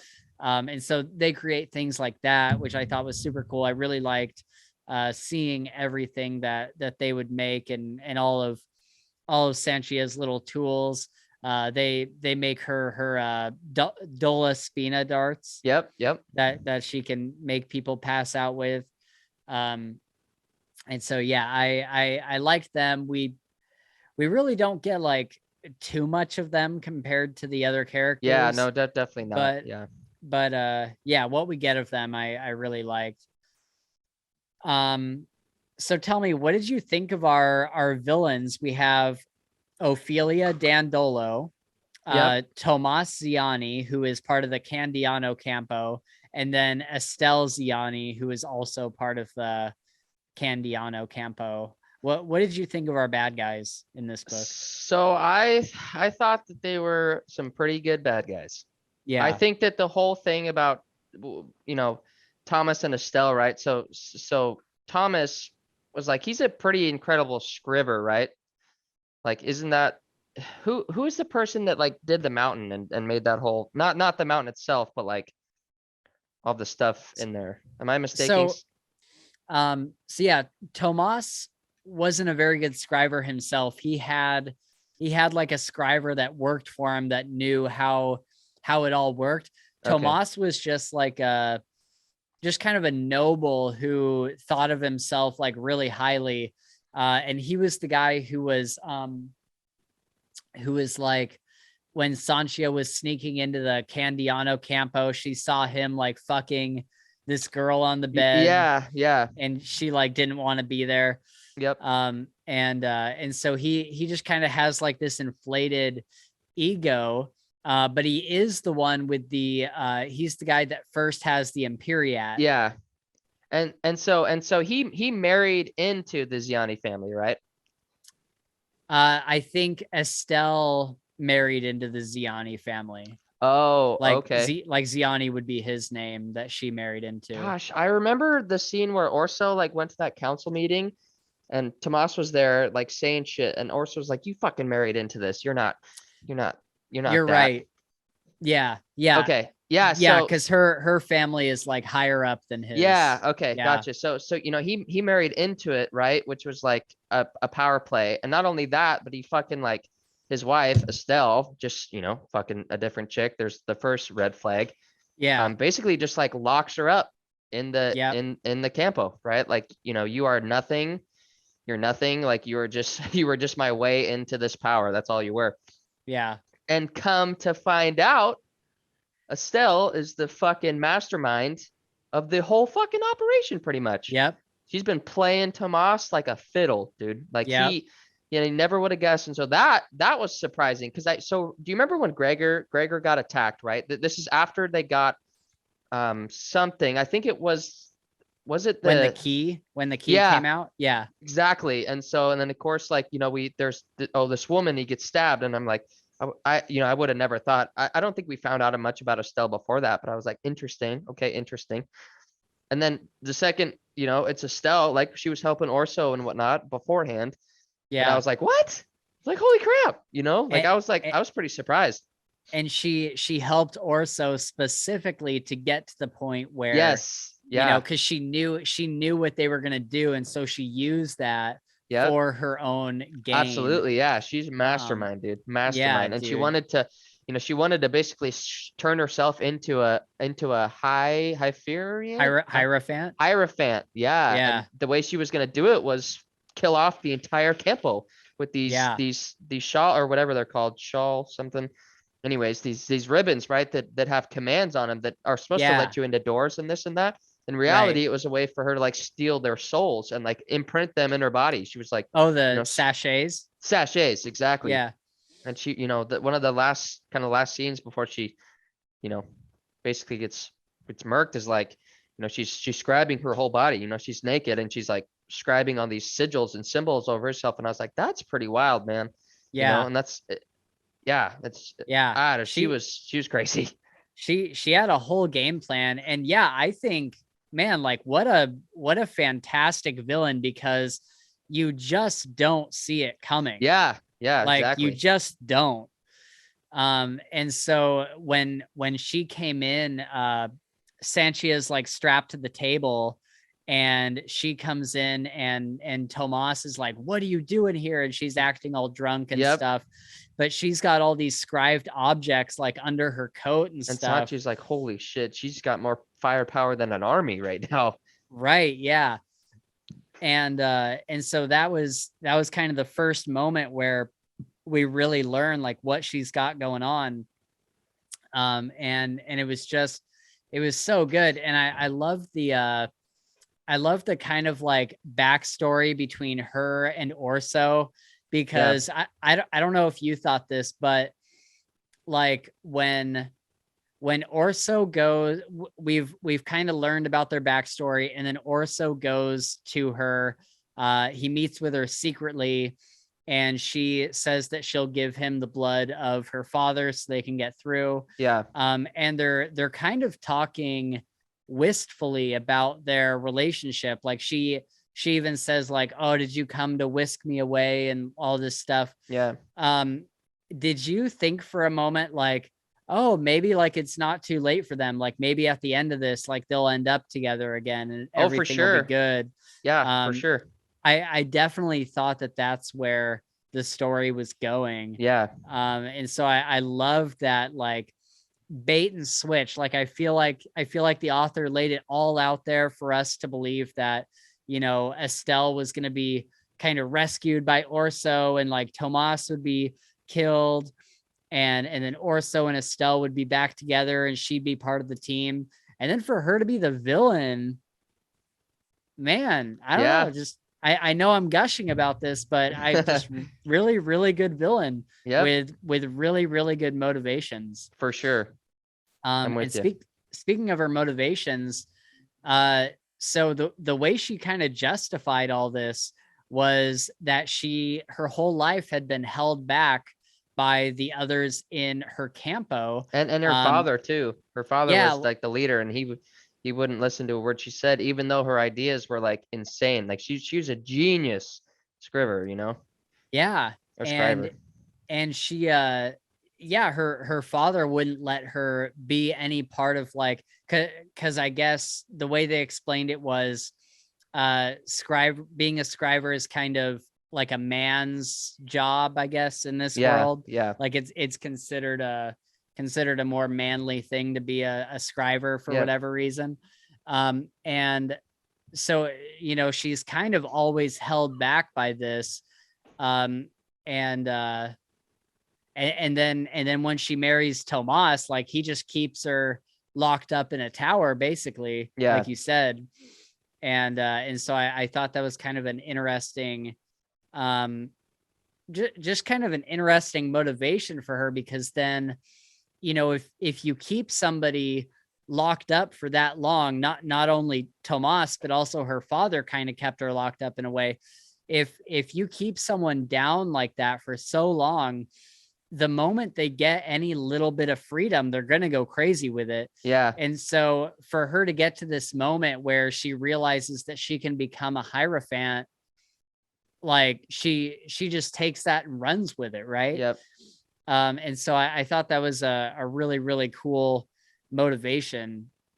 And then, you know, to wrap up our character section here, we have Ophelia Dandolo, and she's sketchy. Like, you know, we get these moments in the first book where, you know, maybe she really cares for Gregor, but she's also doing some really sketchy stuff. Like when she kind of sleeper cell wakes him up at the end there. Yep.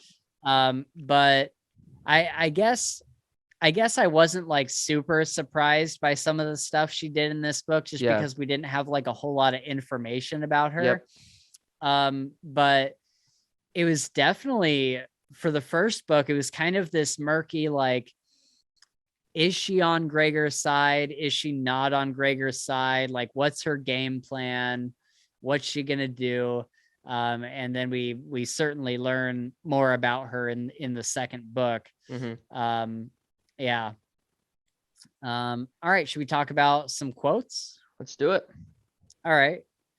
Do you see any here that you like? Heck yeah. So this is Clef.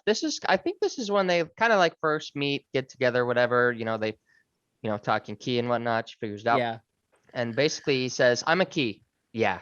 I didn't really think that was under dispute, but a talking key. Right. And you're just some grimy girl who can hear me. It's like, dude, that's that. And that's what those are the clips. That banter. That's that banter. Exactly. And that shit is awesome. I love how often, because I didn't realize until I reread this that, dude, he calls her a grimy girl so many times. Yeah. Dude, he makes so many comments on her needing to take a bath and stuff. Yeah. Yep. I love this quote that comes pretty soon after that. I think she says something like, "Oh my God, I could die," or something. And he says, "I don't want to be stuck in the saddest apartment in the entire world with a grimy girl's decaying corpse." Yeah. Yep. No mercy. No mercy. And then I don't have this written down, but when he first wakes up, he's like, or when he first like starts talking to her, he's like, "Where are we? Is this a prison?" And she's like, "No, this is my apartment." And he's like, "And you live here voluntarily?" Yeah. Yep. Yeah, I love all that. Yeah, that is good. There's kind of an interesting, you know, talking about, you know, foreshadowing, there's just an interesting comment that is made by Sark to Sanchia, in kind of that flashback of her dealing with Sark right before she went to go steal him. And she's asking Sark what they're stealing, and he's like, I don't know, we could be stealing the wand of Persedes himself for all I know. And I caught that on the second read, and I was like, oh wow, he just slipped that right in there. Because there was another thing that he mentioned right before that. What was the other thing? He's like, it could be some noble's plaything, or we could be stealing the wand of Persedes himself for all I know. That sounds right. And funny enough, like for sure. Yeah, I thought that was a great bit of foreshadowing. All right. Go ahead. Yeah, you see one? Yep, I got one here. So I can't quite remember where this is. Maybe after you can relay, but this is Sanchia. She's running somewhere, and she spots these two people. This is what she says. She ran through an apartment and spotted two young people laying on a pallet, quite nude. She couldn't see much of the man's face, as most of it was obscured by the woman's thighs. I was like, that's the commons, baby. Come on. Yeah. Nobody gives a shit. They're just going for it. Dude, there was so many references to like just people like having sex like right out in the open, like in alleys and stuff. For sure. Yeah, I love that. I had to do a double take on that this time through. Like, she couldn't see much of the man's face, as most of it was obscured by the woman's thighs. It was so great. I don't remember exactly when that was. I think it was before it was definitely before Gregor got a hold of her.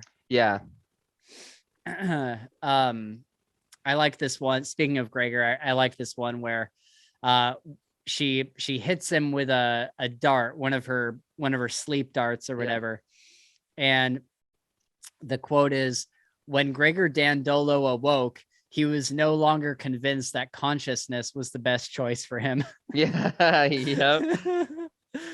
Oh, that's good. So it doesn't say who this is here, and I'm not sure, but this is a pretty powerful quote. I would say any given innovation that empowers the individual will inevitably come to empower the powerful much, much more. Yeah. So this was in the epilogue, the last chapter, and it was one of those things that's like in between chapters. And it was just a quick quote. Yeah, I forget exactly who said it. It was some sort of quote from somebody from the past or whatever. And I really liked that, because I think that, and we'll get into this more in the second book, which is probably why this quote was at the end of this book, but I think that these books do a really good job of showing, what types of justice, or what type of like, what's the right word? Like what type of innovation for society is worth it and what isn't. And I think the books do a really good job of, they don't just have hope for hope's sake. These books show like really what would happen if you tried to do something good, and how the powerful people will flip it back on its head. And so this is a great quote, because and like you said, any given innovation that empowers the individual will inevitably come to empower the powerful much more. And so it shows that, just giving power to the common person, like just giving power to the individual, or helping the individual, that like the elite are going to find a way to use that at some point. So your society's problem isn't that the commoners are not empowered, although that's part of it. Yeah. The problem is, the root of the problem is the elite.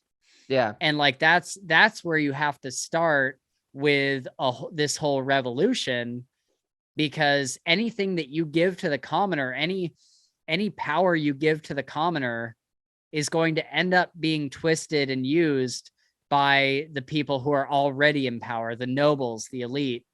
And so the root of the problem is not commoners not having power. Does that make sense? Yep, it does. And so, yeah, I really liked that quote. There's one here. This is between Sanchia and Valeria. And this, again, pretty powerful. This kind of dives into Sanchia's inner being. They're arguing or talking, and Sanchia says, "I'm not a scrumming object. I'm a free person." Valeria says, "Do you feel free, or do you feel as though you've stolen yourself?" Super good quote. Talking about how Sanchia has never really felt like she is a free person. She's kind of stole herself, living on borrowed time, when she escaped the plantations and slavery and whatnot, which is pretty wild. Yeah. I think that's, I kind of sat for a while after hearing that quote today, and I'm like, what are they trying to say here? Yeah. And then I remembered that Sanchia, she lived on this plantation and she was basically ready to die. Like they were not, she didn't really have any hope of getting out of there. And ever since she started that fire and left, she's kind of never felt like she really has left. She always has kind of felt tied to that place because of the thing in her head. Yeah. Because imagine getting through all that and then running away, but you still have this remnant left with you that affects your day-to-day life in such a powerful way. Like, of course, in your head, like, why would you ever, like it would be so hard to move on from that. Like, it would be so hard to move on from this time in imprisonment with this thing that reminds you of it every single day. Yeah. And so, her stealing herself, like I said, she's probably felt like she's never really left, and that she just stole borrowed time getting away from that place. Yep. And not only that, but she gets back from the plantation, and then she has to live in the commons. Yep. Which is not much. I mean, a little bit better, but not, still pretty bad. 100%. And so I thought that was a really powerful scene, and Valeria knows Sanchia a lot better than Sanchia probably knows herself, I guess. Yeah. Because just that quote, or even just the first part of that sentence, like you could stop the quote right there. Like, do you feel free? Like, do you? Yeah.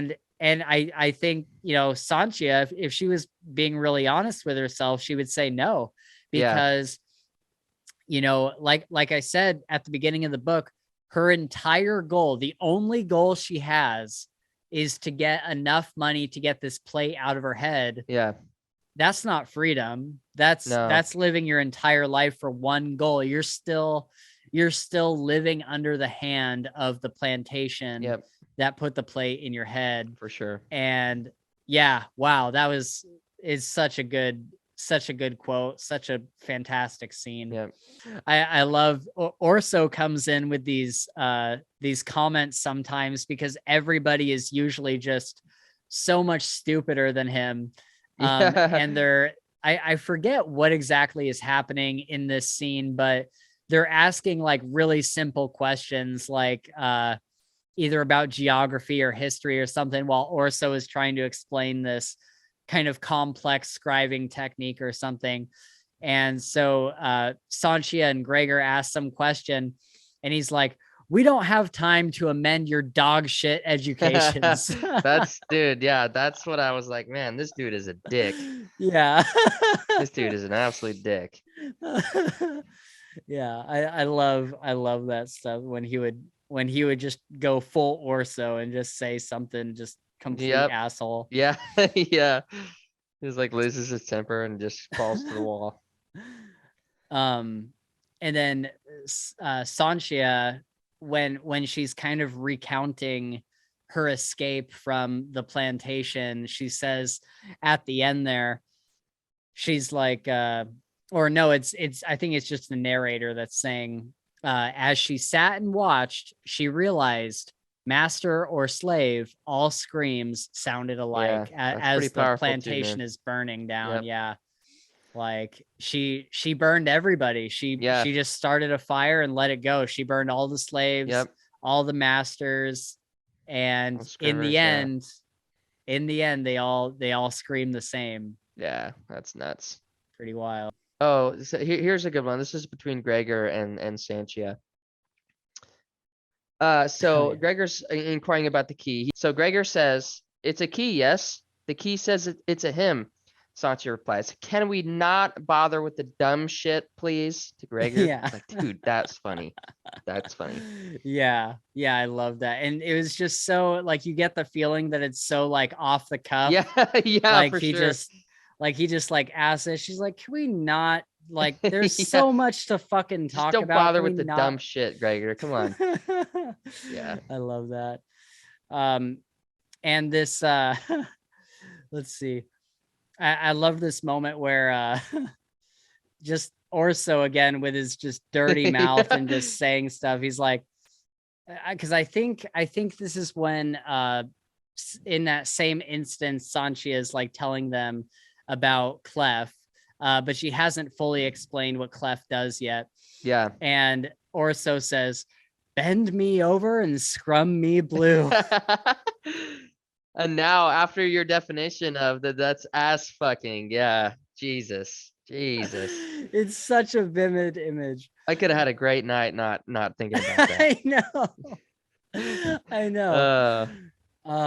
And then Clef, so Orso is like freaking out about, Sanchia bringing this key out and everything. And Clef tells Sanchia, he's like, and like, part of the reason why this was so funny is just because the narrator said it a certain way. Yeah. But he says to Sanchia, he's like, because all this shit is going on, like all these people are speaking up and asking questions and getting angry. And in the midst of all that, he just tells Sanchia, "Can you just like tell them what I do?" Yeah. Like, it's just like this, like, can we just get to the point? Like, yeah, he's like, "Can we just get this over with?" Yeah. It's been going on for too long already. Yeah. Yeah, I love that. All right. So, we've already talked about a bunch of these, but what do you think your favorite moments from the first book were? Probably, I would say when Sanchia decides to open Valoria's box with Clef, and basically, this is kind of a sad moment, but I thought it was really good. And Clef, is like, "I can't do this. I can't handle this." And she does it. And then she gets pulled into Clef's mindscape, or, his actual, like his internal being or whatever. And they have that conversation. That's probably one of my favorites. Let's see what else. The whole thing with the mountain, right? Like Sanchia communicating with the mountain, I thought was pretty cool. And whatnot. I thought that was super interesting on how that, how that was all set up and how it, played out and stuff. Yeah, I loved the mountain as a character. He's almost kind of clueless, and he's like very, like, he's got like this directive in his head, like, I have to get a Hierophant, like I have to, I meant to, that's my goal. It's my job. Have a Hierophant here. And like, as Sanchia and Clef are like going through the mountain, he's like talking to them and they're like really scared of him at first, but then they kind of become friends with him. Yeah. The mountain. And I don't know. I loved all those exchanges. For sure. Yeah, me too. I talked a little bit about, Gregor capturing Sanchia and then them slowly working together. And then by the point that she's just got the weight on her ankle, they find Orso because Berenice comes and finds them, and they go back to the Dandolo Campo. Yep. And Sanchia, she sees Orso hanging from the rooftop, like this guy in his, hooded. Yep. The hooded guy comes to get Orso, and he's got him like a rope around his neck or around his arms or something. Dude, just Sanchia like just jumping up onto that roof and fighting this guy. Like that was such a cool like action scene. Yes. And then she takes his gravity rig and like turns it, and he just like implodes. Yeah. And then she reaches down and saves Orso. Yep. And he's like, "Who the hell are you?" Yeah. And then he's just a dick right after that. Yeah, he's just a dick. I'm like, dude, she just saved your life. Yeah, for real. And then also Sanchia and Gregor too. At the end, after Orso founds, the Foundryside Limited, he offers Gregor to be chief of security, and then Sanchia to be chief of innovation. And I thought that was really cool because that right there is like purpose, especially for Sanchia, right? Yeah, like huge purpose. She can work towards something and whatnot. And then Gregor just needed to be in that space with his friends, And so that was like relieving to know that like going into the next book, they'll at least have like a base of operations, if not like a compound or whatever. So that was super nice. Yeah. I loved the way that ended, because if nothing else, in the end that even if Clef is gone or whatever, like they all have each other, and they've all been brought together for this purpose. And so I did really, really like that ending. I agree. So dude, Sanchia recounting her escape from the plantation. This was the scene where everything kind of ramped up for me and made me realize like, oh, I think I really, really like this book. Yeah. And she's talking about how they describe in detail like how they put this plate in her head, and how she like felt the screws go in and all this stuff. And then she woke up and she had all this crazy like sensory stuff. And then the guy comes in the room, she takes him out, she runs down the hallway, starts setting things on fire and escaping. Man, this is where the book really took off for me. And just like everything from that point onward was them like making these plans and then carrying them out and going and infiltrating places. And I feel like that's really where the book took off. For sure. Absolutely. I don't know if I noticed already at that moment, but definitely was a turning point. I think another point that I really liked, something that I realized, I think I read this part yesterday, was the point where Giovanni and Claudia kind of get brought in to the group.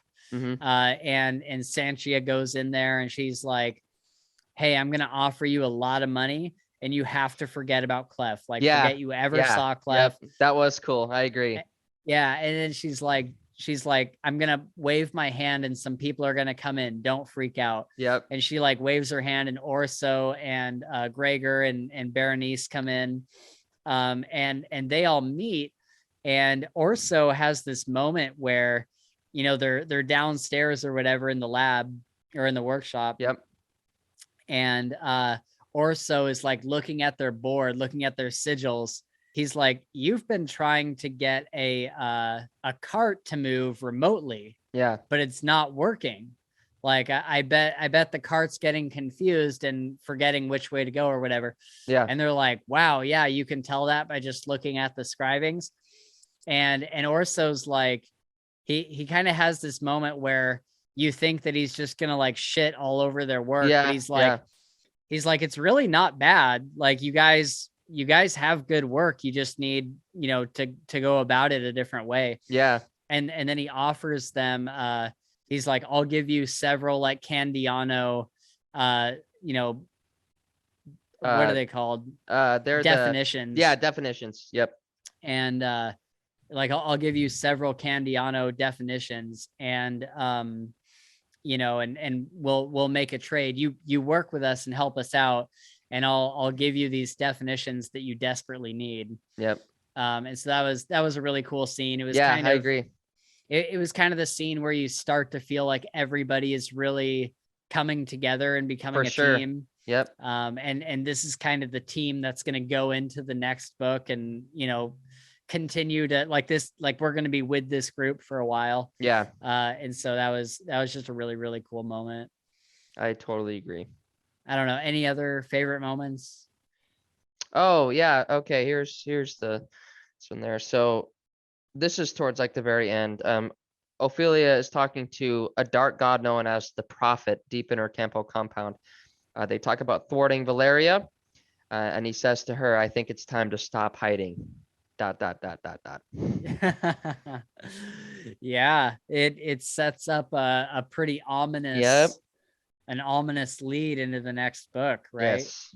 And you know, I realized that we saw part of that dark god earlier when Gregor was visiting the compound, and he goes to get his or he's not going to get it, but Ophelia is showing him the armor that she's later going to put him in, and he notices that over on a table there's like this ball of dark light, and it's like sucking all this light into it, and there's all these moths flying around.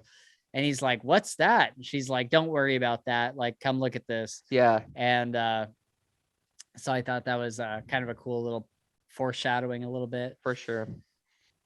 The only other thing that I really want to talk about is just this really sad moment where, and obviously she gets him back, but Sanchia is in the, I think she's in the Candiano Campo, and she's like running from the guards, and they're like about to come in the room, and she's trying to get Clef to open this door, but he's only able to get it open like, you know, like a few inches at a time. And she's not able to squeeze through.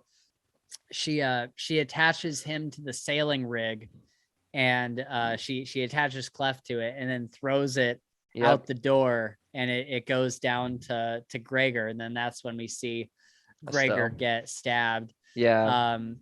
And I just thought that scene, when I first read it, I was like, no. Like, oh dude, I know, just this feeling of like, oh, you never wanted them to be God. separated ever. Yeah, exactly. For sure. And you know, as soon as Clef leaves, as soon as he, you know, starts going down in that sailing rig, you know somebody else is gonna pick him up. Yeah, definitely. Like it's not gonna be one of our guys. So that'd be too easy. That was a super sad moment. And then also we kind of touched on it, but just like this moment where Sanchia gets to meet the actual Clavicles. And dude, I definitely, people told me I was going to tear up near the end of this book. And my first read through, I definitely got a little choked up when she was saying goodbye to Clavicles. Cause she even asked him, like, is there any way I can reinstate you? Like, is there any way that I can bring you back to full like durability and save your life? And he's like, no, kid, like, this is it. Like, you know, this will be the last time I talk to you. He's like, I can do this last thing for you. I can open up this box and, you know, free Valeria. But he's like, that's going to take up the very end of my energy, the end of my life. And so they have this goodbye after he kind of tells her, like, you know, you have these new powers now, like, it's up to you, like, you're the one that's supposed to like end all of this and whatnot. And then they just have like this really, really sad goodbye. And at the end of the book, like, he's just a key. And oh dude, it was so sad. It was so sad. Super sad. But all right, well, I guess that's pretty much it for like my favorite moments and stuff. I'm super excited to talk about the next book. For sure, me too. What you know, I know that you've already read a lot of the second book, but coming out of the first book, what were you expecting from the second book, and has it kind of lived up to that? Yes, definitely. Yeah. I knew that the prophet was going to come into play somehow. So like seriously come into play. Yeah. And then I knew that, of course, Valeria was the other player, at least the powerful player. And so I knew that there was going to be an opposition there, or a clash, or some kind of bad juju going on. Yeah. So it has most definitely lived up to my expectations. For sure. For sure. Yep. Yeah.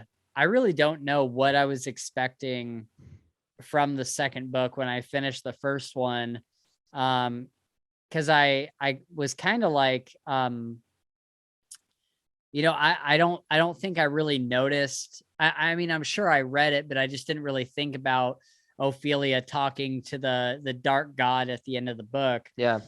And so I was like, okay, well, are they just going to try to take down the other merchant houses, or are they going to try to become the best merchant house, or what? And everything that happened in the second book, you know, kind of took me by surprise, especially when the second half of the second book happened. And it just kind of takes you down this roller coaster. Yeah. But I think I can't wait to hear your thoughts on the second book's ending. Yeah. Because it just, oh man, it has such a fantastic ending, and some things are really happy and some things are really sad. Yeah. And dude, it just like, I when I finished the second book, I was like, I really, really, really want the third one right now.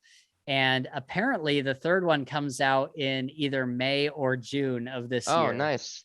And so we don't have to wait that long at all. Awesome. And so, yeah. Oh, and then the other thing I thought was interesting was there's a big time jump between books. It's like 3 years. Yep, 3 years between books. And so I kind of like it when a book, you know, jumps ahead that far, because then we get to see, you know, we immediately get to see how things have progressed, like relationships and how the characters are just kind of involved with each other and what their different roles are and stuff. And we get to see that like progressed a little bit. Yep. And so that was pretty cool. But yeah, dude, I'm super looking forward to doing our episode next week with Ben from Literature and Lo-Fi. I think you're really gonna like him. He's a really really cool dude. I'm excited. And he's actually the first person I heard talk about this book. He was the first person to like recommend it that I heard. Yeah. And that was on another podcast called the Friends Talking Fantasy podcast. And he was talking about this book. So it's been on my radar for a long time. I know he's I know that he's a big fan of these books. So I'm really excited to kind of get his take on the second one. Looking forward to that. Hell yeah. All right, guys. Well, that is going to wrap us up there. Thank you so much for hanging out with us while we discuss Foundryside by Robert Jackson Bennett. If you enjoyed this content, then please consider hitting those like and subscribe buttons down below, and feel free to hit us up on Twitter at Files Fantasy. We look forward to hearing from you guys in the comments and on Twitter. Did you guys enjoy Foundryside? How would you rank it? Let us know down below. We'll see you next week with a discussion on the sequel to Foundryside titled Shorefall. Like I said, with Ben from Literature and Lo-Fi. I'll link his channel down below so you can check out his content. We'll see you in the next video. And until next time, for the love of God, clean your scrum hole once in a while. That's a good one.